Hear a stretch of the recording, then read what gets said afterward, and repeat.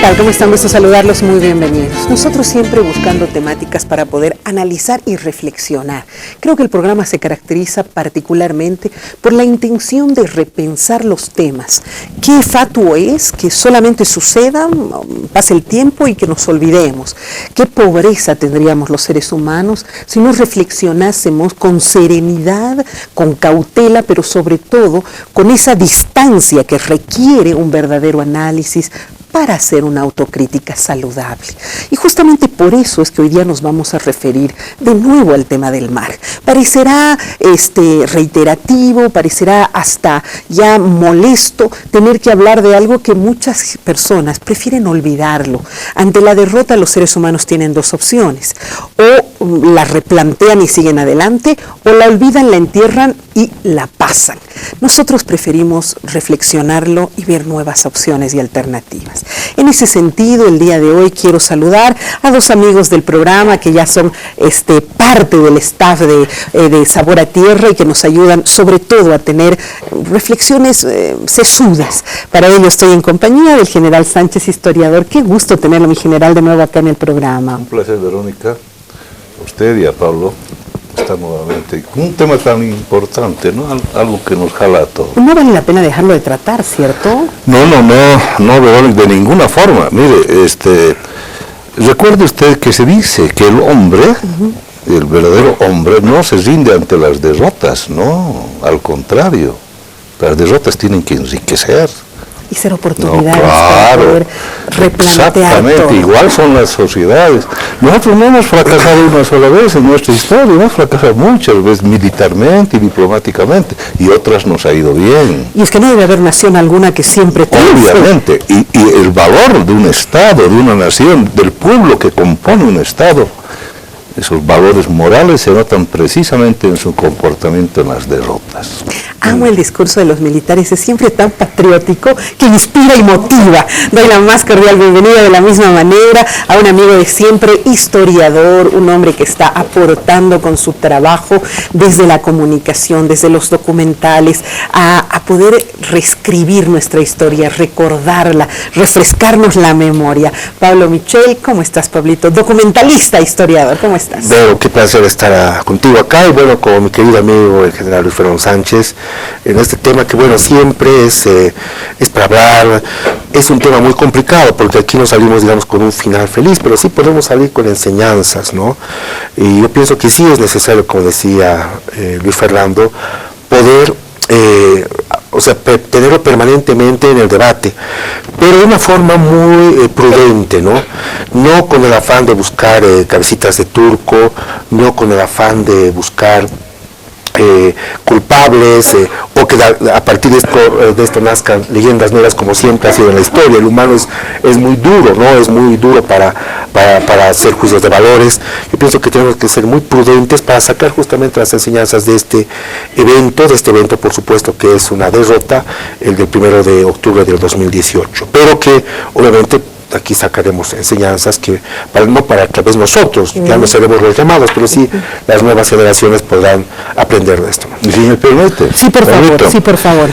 Recordemos que muchas veces oigo yo, Verónica, y un poco ya, digamos, me molesta, ¿no? Escuchar decir, es que no tenemos políticas de Estado, no tenemos políticas de Estado. Se ha vuelto la frasecita de cliché, ¿no? No tenemos políticas de Estado, ¿no? Pero claro que sí las tenemos. Bueno, hasta yo he caído, le cuento, en ese concepto de que no tenemos. Verónica, en cierto momento, hasta que estudios superiores nos han aclarado las ideas, ¿no es verdad? Escuela de Artes. Sí. Ocurre que tenemos, pues, en el ámbito de la educación, por ejemplo, es una política de Estado que se viene siguiendo desde mucho tiempo. La distribución equitativa de la tierra, por ejemplo, con sus facetas. Es decir, tenemos muchas políticas de Estado que las mantenemos. Una de esas es la política de reivindicación marítima. Ahora bien, ¿qué hace la política, Verónica? La política identifica objetivos. Sí. Tenemos el objetivo de reivindicación marítima desde hilo tempore, Lo que varían son las estrategias para cada uno de los alcanzar esos objetivos. Tiene usted toda la Hemos razón. tenido estrategias, por ejemplo, Banzer ha sido una estrategia de acercamiento directo. Sí, sí, sí. Además con su par, ¿no es cierto que eso era fundamental y le generaba Otras cierta aprovechando organismos internacionales, por decirte la Sociedad de Naciones en cierto momento, o el gobierno norteamericano. Hemos tenido estrategias diferentes. Y en unas nos fue peor que en otras. Ya. Esta última a mí me pareció muy interesante. ¿Ah, sí? Era novedosa. Y yo la apoyé como muy... Y valiente, ¿no es cierto? Era además novedosa y caramba, podía, al menos principalmente ponía el tema de la palestra internacional. Ponía. Era un mensaje al pueblo chileno de que no nos hemos olvidado de que tenemos algo que arreglar con él. Y definitivamente el mundo entero se ha enterado de aquello, Se ha ¿no? enterado. Que es algo que durante mucho tiempo no se logró. O sea, el mundo no sabía que Bolivia no tenía mar. Ahora yo estaba en Australia y mucha gente me decía, pero ustedes no Así es. tienen mar. Así es. Es algo que nadie sabía Y a antes. mí me pareció interesante la estrategia. Que perdimos por un tecnicismos legales, ¿no es verdad? No podemos hacer el papel, digamos, poco honesto de decir ahora desconocemos. No, pues ahí entramos y nos salió mal. Bueno. Pero hay otras estrategias, pues, pero Cierto. hay otros escenarios. Sin embargo, yo quisiera referirme a lo siguiente, y es que en eso vamos a reflexionar. En el determinado momento se había considerado que el planteamiento de Carlos Mesa era muy interesante. Se decía que el haber hecho él todo un trabajo de recopilación de hechos que en su momento fueron no otra cosa sino un compromiso, como tú decías, de la historia oral, ¿no es cierto?, podría habernos ayudado a aquello. Y ahora que vemos una determinación de la Haya donde dice, no señores, nada de esto vale, todos nos ponemos a reflexionar. O sea que esas argumentaciones no estaban bien planteadas, no eran reales, no hubo aquello realmente como esas negociaciones. ¿Dónde se falló? Bueno, primeramente hay que hacer dos puntualizaciones que es importante para no pecar en el error. En realidad no es la propuesta de Carlos Mesa, es el trabajo de un equipo que organizó Diremar con las universidades, las carreras de historia y que yo en algún momento estuve también colaborando. Pero lo cierto es que fue un trabajo muy bien hecho, que fue la primera fase, luego después la fase de los historiadores, que fue dirigido por el historiador Fernando Cajías. Entonces, cuando don Carlos Mesa todavía no estaba involucrado en este tema, porque la función, y esto hay que decir, la función de Carlos Mesa fue de ser vocero, todo cuando ya estaba, tanto la parte histórica, y luego la parte ya jurídica, porque una vez que termina el tema de los historiadores ya dejan a un lado, y bueno, son los abogados que tendrán que trabajar con todo lo que se ha ido, todos esos años, todo ese tiempo, se ha ido documentando. Entonces, eso para hablar con propiedad primeramente. Es un trabajo de todos, como dijo el general Sánchez, y bueno, es una parte muy bien fundamentada, yo lo he visto muy bien fundamentada en el tema histórico, con todos los momentos importantes en los cuales Chile se comprometía a negociar, a hablar, a acercamientos, y en algunos momentos inclusive se habla de una salida al mar, pero no se habla de una salida soberana al mar. Eso es importante, porque nosotros sí hablábamos en nuestra demanda de una salida soberana, cosa que inclusive está en nuestra Constitución. Pero lo cierto es que pusimos todos esos momentos, y entre ellos destacar el de 1950 y el de 1975, la base de Charaña, y bueno, esos para mí en lo personal fueron esos dos puntos de derrota, porque eran tal vez los puntos históricos que tal vez nosotros más estábamos apostando, estábamos con más esperanza.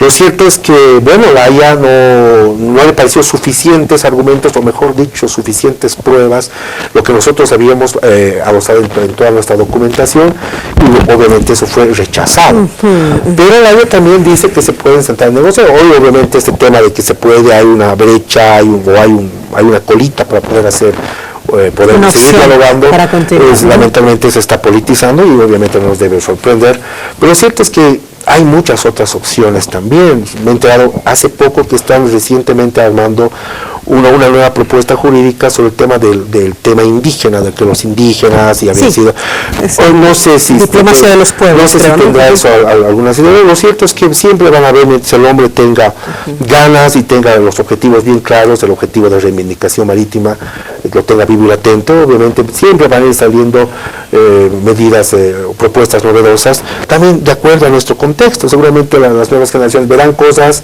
o estarán en contextos en los cuales nosotros no estamos y que obviamente no son ya favorables, pero tal vez de aquí a unos años, unas décadas, sí sean favorables.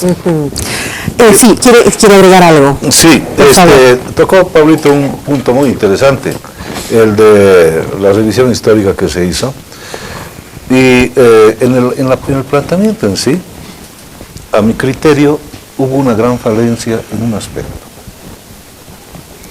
y es que no se visualizó adecuadamente una planificación estratégica. ¿Qué es un plan estratégico? Bueno, eso estudiamos también en altos estudios. Se fijan los objetivos, así es, se fijan responsabilidades, plazos y secuencia de las acciones a seguir. Es como un juego de ajedrez. O sea, yo estoy aquí con el tablero y tengo que pensar qué va a hacer aquel, dónde va a mover su caballo.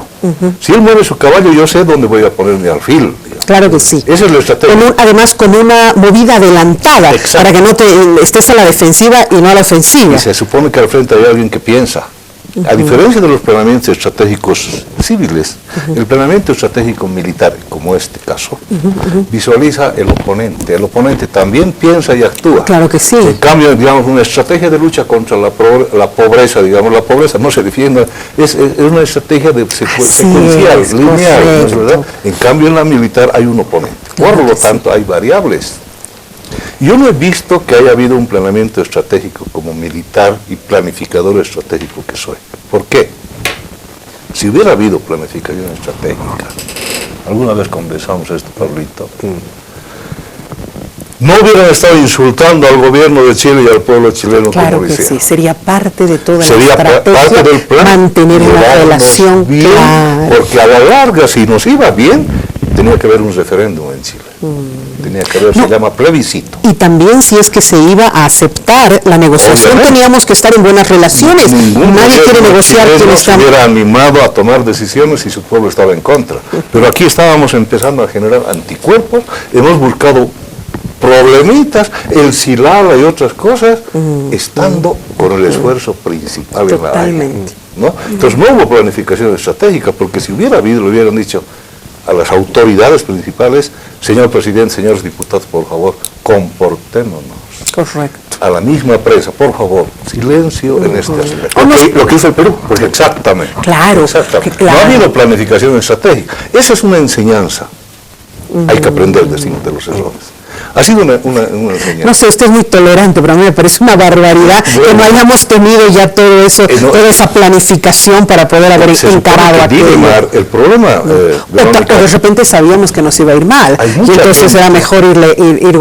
Hay mucha gente que habla, usted va a escuchar hablar de estrategia a todo el mundo. Así, pues la palabra de moda. La palabra de moda. Entonces, como tanto hablan de estrategias, realmente creen que entienden de estrategia, y esa planificación estratégica no la hicieron. Así es. No la hice.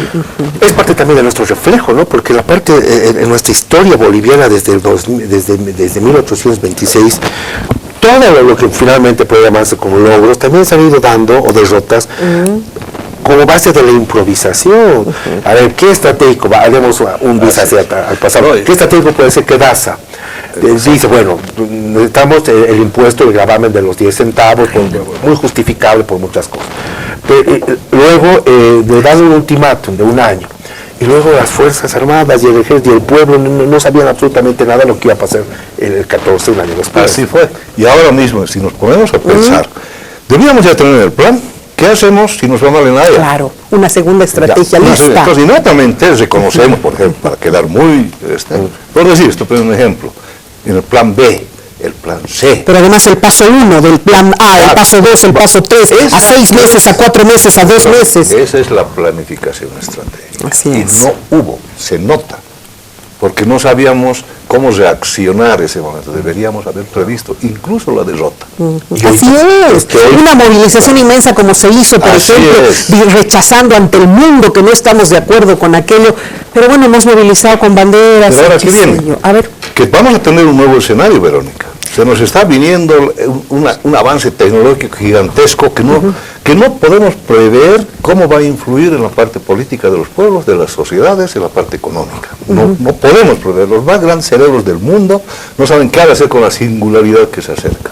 Ya. Esto, 20 años. ¿Qué es 20 años, Verónica? Nada. Nada. Como dice el tango, si 20 años no es nada. Estamos a las puertas de eso. Entonces, tenemos un nuevo escenario. Y para ese escenario hay que planificar con tiempo. ¿Cuál ha de ser nuestra estrategia de acercamiento? Y hacerlo en trascendencia a los gobiernos que vayan a venir durante este tiempo. Hacer un compromiso para que quien esté lo haga de esa manera.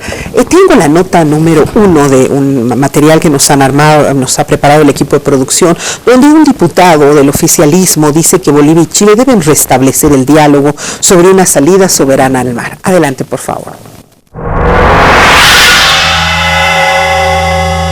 Lo que dice el fallo de La Haya, ¿no? ¿Qué dice el fallo de La Haya? Al margen, obviamente, de que dice que Chile no está obligado a negociar, dice de que a partir de reconocer que Bolivia nació con mar y que hubo una guerra que le arrebató precisamente ese derecho, debe insistirse en el diálogo. Eso es lo que debe el presidente Morales, seguramente lo hará el día de mañana, orientar en insistir y ver los mecanismos para que volvamos en otro escenario, en otro momento, a negociar con Chile este tema, porque es el único escenario que se tiene para poder solucionar problemas que afectan a nuestros países. El mecanismo para resolver la demanda marítima debe ser el diálogo de voluntades de ambas partes, en este caso bolivianos y chilenos. En esa virtud, nuestro hermano presidente ya ha enviado una carta hace buen tiempo al presidente de Chile para restablecer en este caso ese diálogo. ¿Qué es lo que corresponde? Por supuesto, de acuerdo a esta sentencia, corresponde restablecer las relaciones bilaterales entre Chile y Bolivia y encaminar, en este caso, en un diálogo abierto, sincero, pacífico y en hermandad entre dos países. Y eso es lo que tenemos que labrar en las mismas características de cohesión que hemos tenido durante todo este tiempo. Hay un sentimiento nacional que no va a terminar nunca, el de no renunciar jamás a nuestro derecho y anhelo de contar una salida soberana a las costas del Pacífico. Tu opinión, por favor, Pablo, sobre esas declaraciones. Bueno, no, tú sabes, yo no trato de... ¿Qué nos dice la historia, pero en relación a esta posibilidad? Bueno, el sentimiento de reivindicación va a estar vivo y latente. Que hoy día no queramos hablar, también como sociedad boliviana, tenemos el derecho de no querer hablar, porque claro, estamos unidos. Es un dolor, es un dolor grande, pero obviamente los pueblos, como decía aquí muy bien el general Sánchez, los pueblos pues se muestran su talante, muestran su ímpetu, su espíritu justamente ante la adversidad. Alemania, Japón, tantos países que han sufrido tanto lo que nosotros ni siquiera remotamente nos hemos imaginado. Somos una tierra bendita. Esos pueblos han sufrido tanto, tanta mortandad, tantas guerras, tantos cataclismos naturales, y pese a eso, ellos están pues, aprendiendo de esas enseñanzas y tratamos siempre de ir adelante. Creo que nosotros también un poco debemos emular eso. Lo cierto es que tenemos que replantear, no se trata ahora, bueno, de volvamos a negociar después de haber hecho un juicio. Imagínate una cosa, yo te hago un juicio.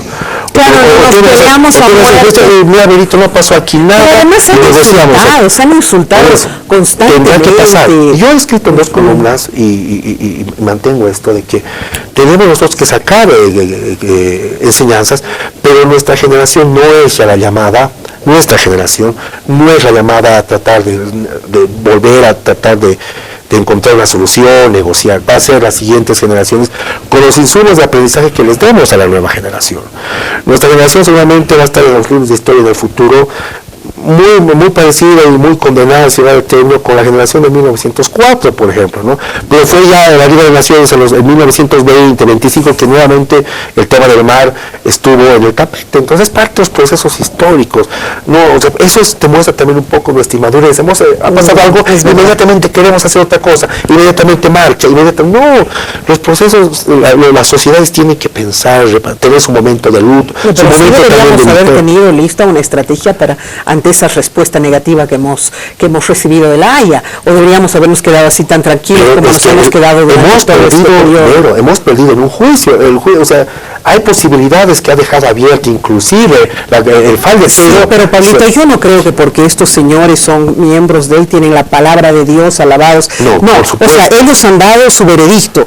Ese veredicto puede estar equivocado, son seres humanos, pueden equivocarse y nosotros también podemos revelarnos. Nosotros hemos confiado. Hemos confiado a ellos. Es como por ejemplo el tema electoral o el tema de un referéndum, o sea, si hay un resultado, pero hay eso es un pueblo, eso es un pueblo. O sea, una cosa que siento, y esto es lo digo con un sentimiento de mucha autocrítica, una cosa que nos falta a los bolivianos es que no somos capaces de asumir los resultados, no asumimos las reglas. Pero es muy diferente lo que dice un pueblo en un referéndum, en un plebiscito, que tiene sus diferencias, a que digan 6 señores que están manejando. Nosotros hemos confiado en esa corte, el momento de hacer el proceso en esa corte. Confiados también en que las argumentaciones que hemos hecho eran las más razonables, pero desgraciadamente esta gente no tenía la cercanía que tienen, no lo sé, y también hemos hablado mucho de ese estilo de determinación y de práctica que tienen ellos altamente conservadora, ¿no es cierto?, que ha ido muy contraria a nuestra propuesta tan futurista y tan es que con eso han pasado como yo lo veo, no soy abogado ni mucho menos, pero yo veo dos formas de pensamiento, forma mentis en el mundo. ¿Ya? La línea de Ramiro Brotos, que es el padre es el padre, y además él ya trabajaba en esto de los derechos expectativos mucho antes. Antes, cuando todavía estaba Carlos, me acuerdo cuando Carlos Mesa estaba en Monterrey, él ya hablaba, ¿no? Existe, decía cosas muy lindas, ¿no? Como existe algo peor que no tener mar, haberlo tenido y haberlo perdido, ¿no? Entonces, es una retórica muy interesante, ¿no? De la diplomacia de los pueblos, y ahí tenía el grupo de abogados que apuestan en el mundo a esta nueva forma novedosa, progresista de ver el derecho, ¿no? En realidad la justicia. Si nosotros hablamos en justicia, evidentemente es justo lo que Bolivia está pidiendo, porque a Bolivia le ha sido quitada una salida al mar con la cual salió, pero Chile ha planteado su defensa en derecho. Sí, de acuerdo. Entonces, ha demostrado que en el mundo sigue imperando el derecho. O sea, hay una señora que vende con sus 5 hijos, es madre soltera, no tiene, y vende en la calle. Es justo que pueda vender en la calle, pero por la ley dice que nadie puede vender en la calle. Te pongo este ejemplo simplemente para ver, justicia es una cosa y el derecho es otra. Tienes razón. Verónica, yo creo que en las amistades, lo lindo de las amistades es cuando a veces discrepan, pero siguen llevándose muy bien. Pero claro, y además es parte de la madurez y de la sabiduría del ser humano, y además ¿no es cierto? Del respeto y de... ¿Usted discrepa con Pablito? Con Pablito muy pocas veces discrepamos. ¿Ah, sí? Pero ahora es una discrepancia, creo, muy Dígame, importante. por favor. Porque... no va a pasar de nuestra generación. El derecho efectivamente tiene razón, Pablito. El derecho lo hemos perdido. O sea, ya no hay alegato que valga en derecho. En derecho no hay alegato que valga ya. Es un fallo de una corte internacional reconocida. Pero viene el otro aspecto, y por eso hablaba de los otros escenarios. Viene la conveniencia. ¿Le conviene a Chile mantenernos enclaustrados con resentimiento? Pregunta. Claro. Podemos plantear una hipótesis. No le conviene. No puedes. Porque el litio nos ha de unir. Tarde o temprano. Y le conviene a Chile, yo estoy repitiendo lo que dijo un famoso analista chileno, vigente, de apellido Walker. Él es un analista muy respetado en Chile. Y hay unos 2 videos que los tengo, y en los cuales él analiza muy fríamente este asunto con Bolivia. Y él habla incluso, dice, ¿qué soberanía? Dice, ¿qué nos cuesta? Como diciendo, ¿qué nos cuesta darles gusto si está el litio al medio? Bueno, pero... Por eso digo, el escenario, Verónica. resolvemos lo del litio, ¿cómo vamos pero asesinamos todo el norte de Chile. Porque si te es soberanía, tú eres dueño de eso y tú generas todas las recursos. El asunto es, Chile no necesita nuestro litio, Verónica, ni nosotros el de ellos. Pero juntos manejamos más del 70% de las reservas mundiales de litio. Es verdad. ¿Y eso qué nos significa? A ver, recordemos, historia. La guerra del Yom Kippur generó un caos tremendo en las economías de Occidente por el alza de los precios del petróleo, un sacudón. Y nació la OPEP, la Organización de los Países Exportadores de Petróleo. Eran algo más de 20, después se incrementaron un poco más. Wow. No eran todos, Verónica, se manejaban el 40-45% de las reservas de petróleo existentes. Ok, déjeme ahí, espéreme. Sí, me va a cerrar con un solo contexto, tengo que hacer una pausa, pero no, tal vez a la vuelta me puede hacer... Con gusto, así ya son unos minutos. Ok, razónelo. Una pausa, enseguida regresamos.